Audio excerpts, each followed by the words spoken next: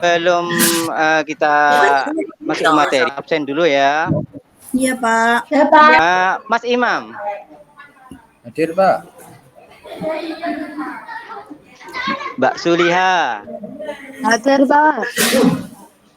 Mbak Widya. Hadir, Pak. Mbak Bilkis. Hadir, Pak. Semuanya sudah pada hadir. Ya, saya mau menanyakan bagaimana, mungkin ada pertanyaan tentang materi yang kemarin tentang mujahadah nafs. Ini adalah pertemuan yang ketiga ya. Bagaimana, mungkin ada yang mau bertanya? Tidak, Pak. Ya, Kalau Pak. nggak ada, saya lanjutkan dengan materi selanjutnya. Saya akan sampaikan cerita sedikit tentang membahas masalah materi yang akan kita bahas. Saya bacakan ya. Ada seorang ibu. Dari cerita ini, dengan cerita ini, apa yang dapat diperoleh? Kan dibuka Al-Qur'annya. Al-Qur'an dibuka, yaitu surat Al-Anfal ayat 72. Saya bacakan ya. Jadi saya bacakan. A'udzu billahi minasy syaithanir rajim. Bismillahirrahmanirrahim. Innal ladzina amanu wa hajaru wa jahadu bi amwalihim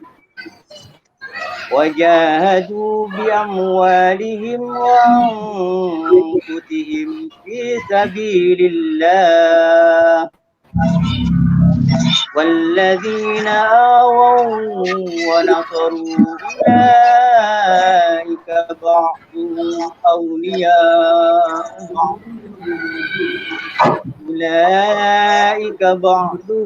أولياء بعض والذين آمنوا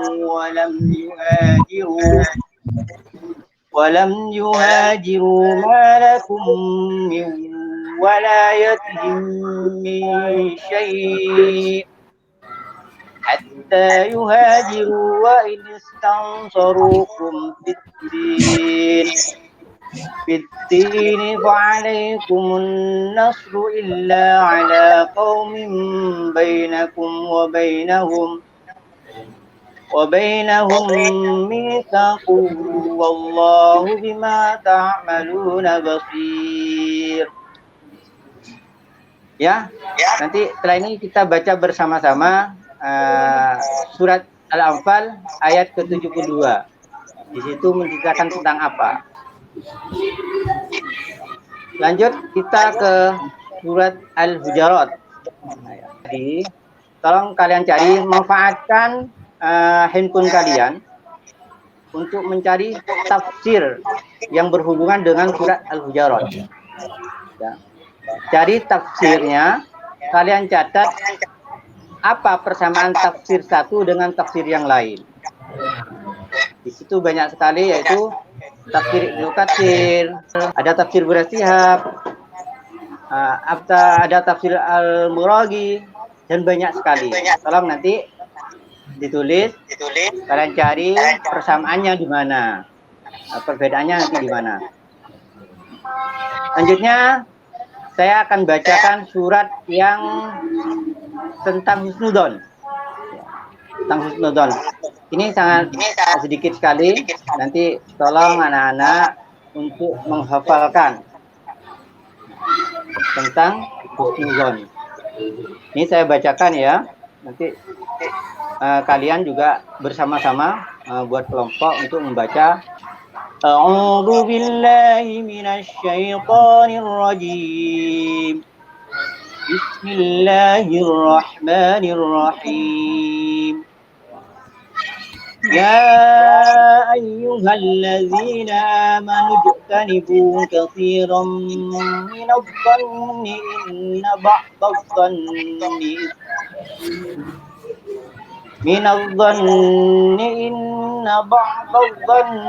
ismun wa la tajassasu wa la yaghtab بعضكم بعضا ولا يغتب بعضكم بعضا أيحب أحدكم أن يأكل لحم أخيه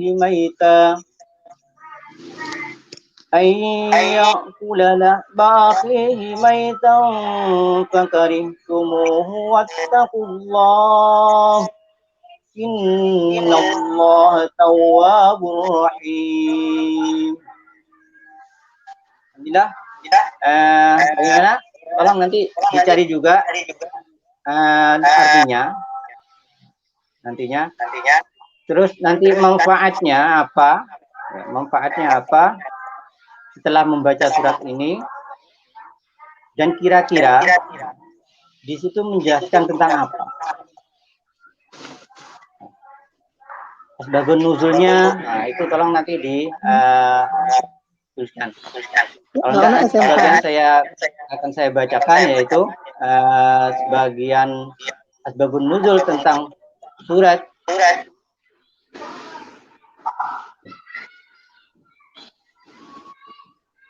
Al-Hujurat ayat 10.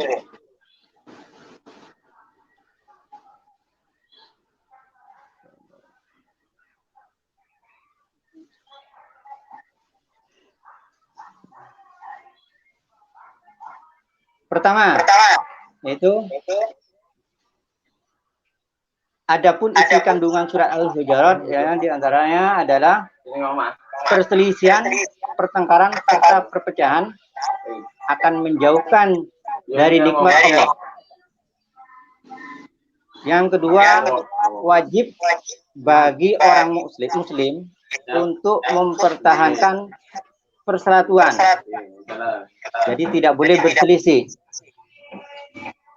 Semua orang muslim wajib, mereka bukan saudara kandung. Nah, semua orang muslim walaupun mereka bukan saudara kandung, selama dia berakidah sama, maka dia ada saudara. Orang-orang muslim harus menjadikan takwa sebagai landasan dalam seluruh amal kebaikannya. Jadi salah satu mendamaikan dua orang yang berselisih itu adalah dengan surat Al-Hujurat ayat yang ke-10.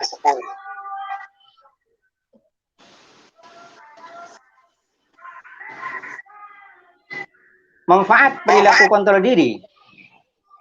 Manfaatnya apa? Kita sebagai seorang muslim harus bisa sabar, itu harus kita jaga. Manfaat perilaku kontrol diri, pertama, dia akan terhindar dari perbuatan dosa. Yang kedua, dia akan terhindar dari hal-hal yang merugikan dirinya sendiri dan orang lain. Dia tidak akan menyakiti orang lain, karena dia sudah memahami tentang kontrol diri. Yang ketiga, terhindar dari sifat egois. Terus yang keempat, terhindar dari sikap sombong. Jadi kalau ada dimanapun, tolong jangan pernah kalian merasa saya yang paling pintar, saya yang paling kaya. Itu nggak boleh. Makanya ini adalah surat Al-Anfal 72 ini sangat bermanfaat sekali untuk diri kita. Yang terakhir yaitu menyehatkan rohani. Insya Allah orang-orang yang melaksanakan atau orang-orang yang memahami tentang ayat ini, dia akan bersih rohaninya, dia akan bersih batinnya, dan insya Allah doa kita akan mudah terkabulkan. Terus manfaat berperilaku baik atau berprasangka baik, apa manfaatnya? Banyak sekali sebenarnya. Cuma nanti saya sebutkan, yaitu terhindar dari sikap iri dan dengki. Hati menjadi lebih tenang. Selalu berpikir positif. Jadi akan selalu berpikir positif. Mudah bersaudara dengan orang lain. Mudah cari teman. Itu ya. Tolong untuk anak-anak, kita harus selalu menjaga hati kita, perilaku kita, maka kita harus berprasangka baik. Lalu bagaimana Pak penerapannya? Penerapan perilaku kontrol diri itu, sikap kontrol diri berperan sebagai pengendali terhadap segala bentuk perilaku yang tidak baik. Ya. Akan ketahuan orang-orang yang bisa mengontrol dirinya dengan orang-orang yang tidak bisa mengontrol dirinya. Kedua, sikap kontrol diri perlu dikembangkan, sehingga tidak melakukan sesuatu didasarkan pada perhitungan antara untung dan rugi. Contohnya, saya melakukan ini, kira-kira baik enggak ya untuk saya?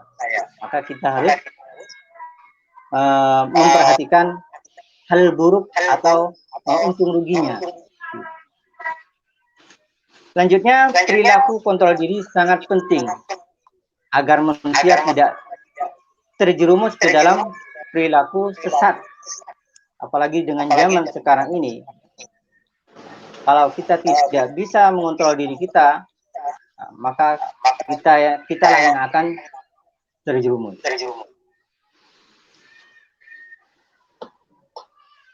Ini tadi di surat tolong juga di surat Al-Hujurat ayat yang ke-10 ini, saya minta kalian untuk mencari tajwidnya. Tajwid yang ada di surat Al-Hujurat ayat ke-10. Nanti saya bacakan gimana? Bagaimana anak-anak? Apa saya bacakan atau saya gimana?